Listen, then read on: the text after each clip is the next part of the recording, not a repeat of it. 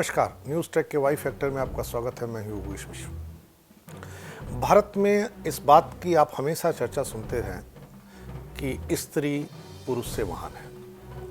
आप यह भी चर्चा सुनते होंगे कि भारत में एक देवता भगवान शंकर अर्धनारीश्वर है। हमारे यहाँ राधा कृष्ण है, हमारे यहाँ सीताराम है, हमारे यहाँ श्रीमती और श्री है। वर्तमान नरेंद्र मोदी सरकार ने बेटी पढ़ाओ और बेटी बचाओ का बड़ा अभियान चला रखा है। कोख में बेटियां न मारी जाएं, इसको लेकर के ढेर सारे अभियान अलग अलग समय पर चले हैं, सोशल मीडिया पर और तमाम अस्पतालों में। कोख में मारे जाने वाली बेटियों की ओर से लिखे हुए भावुक पत्र भी आपने पढ़े होंगे, जिसमें वो अपने माँ बाप से अपील करती हैं कि वे ऐसा ना करें।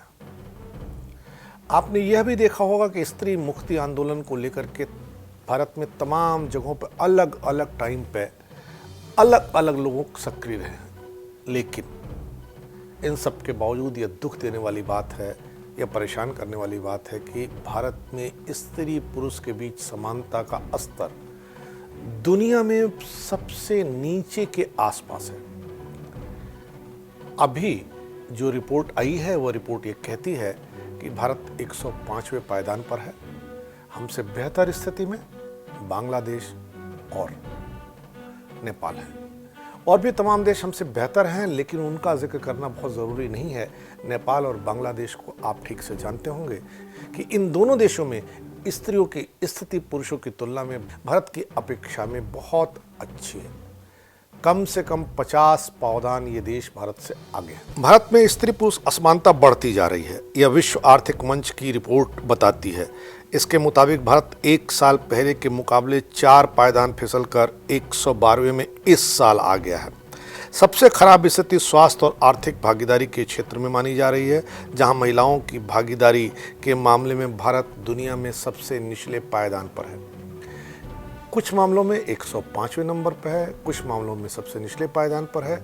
ओवरऑल मिलाकर के हम भारत के लोग स्त्रियों को पुरुषों की तुलना में जगह देने में 112वें स्थान पर हैं। विश्व आर्थिक मंच ने पहली रिपोर्ट 2006 में पेश की थी। उस समय आपको जानकर आश्चर्य होगा कि भारत 98 पावदान पर था, यानी 100 से 2 कम। आज 112 में है। तब से अब तक हम 14 पायदान नीचे खिसक गए हैं। 2019 में भारत 108वें पायदान पर था। 2020 में भारत का स्थान चीन, नेपाल, ब्राज़ील, इंडोनेशिया और बांग्लादेश से भी नीचे खिसक गया है। चीन को 106 पायदान पर जगह मिली है, श्रीलंका को 102, नेपाल को 101, ब्राज़ील को 92, इंडोनेशिया को 85, बांग्लादेश को 50वां स्थान हासिल हुआ है। सबसे उम्दा स्थिति स्त्री पुरुष के मामले में आइसलैंड की है। आइसलैंड के बाद शीर्ष 4 देशों में नॉर्वे, फिनलैंड और स्वीडन का नाम है। शीर्ष 10 देशों में Nicaragua, New Zealand, Ireland, Spain, Rwanda और जर्मनी है। आपको इन नामों को सुन के आश्चर्य हो रहा होगा। इसमें अमेरिका, फ्रांस, ये बड़े देश जिनको लेकर के हम चकाचौंध रहते हैं, जिनमें स्त्री मुक्ति हमारा आदर्श है, जिनमें स्त्रियों की स्थिति को हम तमाम लोग जो स्त्री मुक्ति आंदोलन के अगुआ बने बैठे हैं वो आदर्श मानते हैं, उनकी स्थिति 10 में भी नहीं है। स्त्री पुरुष समानता में यमन की स्थिति सबसे खराब है, उसे 153वां स्थान हासिल है, जबकि इराक को 152वां और पाकिस्तान 191वें स्थान पर है, यानी 151।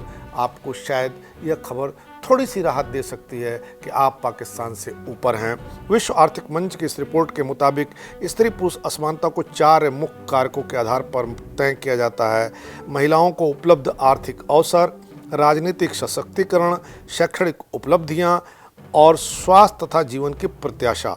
रिपोर्ट में विश्व आर्थिक मंच ने कहा कि 2019 में स्त्री पुरुष के बीच विभिन्न क्षेत्रों में जो अंतर है उसे पाटने में 99.5 साल लगेंगे। 2018 में अनुमान लगाया गया था कि स्त्री पुरुष के बीच जो असमानता है उसे पाटने में 108 साल लगेंगे। रिपोर्ट बताती है कि स्त्री पुरुष के बीच राजनीतिक असमानता को खत्म करने में 95 साल लगेंगे। आर्थिक अवसरों के मामले में स्त्री पुरुष के बीच अंतर को खत्म करने में 57 साल लग सकते हैं। भारत का स्थान चीन, श्रीलंका, नेपाल, ब्राज़ील, इंडोनेशिया और बांग्लादेश से भी नीचे है। वैसे राजनीतिक सशक्तिकरण में भारत की रैंकिंग जरूर सुधरी है, जबकि स्वास्थ्य और जीवन प्रत्याशा में वह फिसलकर 150वें स्थान पर पहुंच गया है। आर्थिक भागीदारी एवं अवसर के मामले में 149वें स्थान पर है। साल 2006 के बाद से स्थिति खराब होनी शुरू हुई। भारत सूची में शामिल 153 देशों में एकमात्र ऐसा देश है जहां स्त्री पुरुष के बीच आर्थिक असमानता, उनके बीच की राजनीतिक असमानता भी तेजी से बढ़ी है।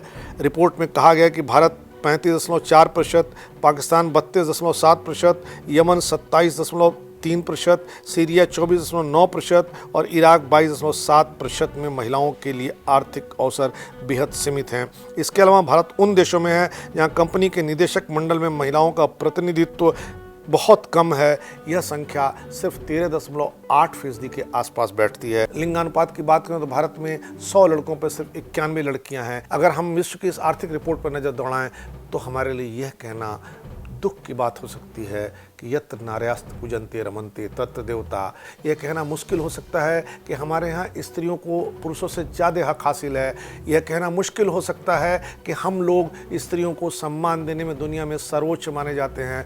और सोशल मीडिया पर माँ बेटी को लेकर के जो तमाम तरह के भावुक संदेश पसरे पड़े हैं, उसे पढ़ने के बाद हमें शर्मसार होना पड़ सकता है। इसलिए ज़रूरत है कि स्त्री पुरुष के बीच जो विभेद लगातार बढ़ता चला जा रहा है, सरकार के प्रयासों के बाद, हमारे आपके दावों के बाद और हमारे आपके तमाम अपने व्यक्तिगत सामाजिक कमिटमेंट के बाद भी, तो ऐसी स्थिति में इसे कम करने की दिशा में पहल करें। जिस घर में एक स्त्री नहीं है, जिस घर में एक बेटी नहीं है, जिस घर में एक माँ नहीं है, उस घर की स्थिति बहुत अच्छी नहीं कही जा सकती है। हमारे यहाँ जितनी भी देवियाँ हैं, उन्हीं के हाथ में सारी की सारी शक्ति है। शक्ति देवताओं के पास नहीं है। देवताओं को शक्तियाँ हमेशा स्त्रियों से लेनी पड़ी हैं। ऐसे देश के धार्मिक आध्यात्मिक माहौल में भी हमारे यहाँ स्त्रियाँ पिछड़ती चली जा रही हों तो हमारे दुख का विषय होना चाहिए। इस बार इतना ही। अगली बार फिर मिलेंगे किसी नए सवाल पर नए ढंग से बात करने के लिए। तब तक के लिए नमस्कार। Y factor with Yogesh Mishra.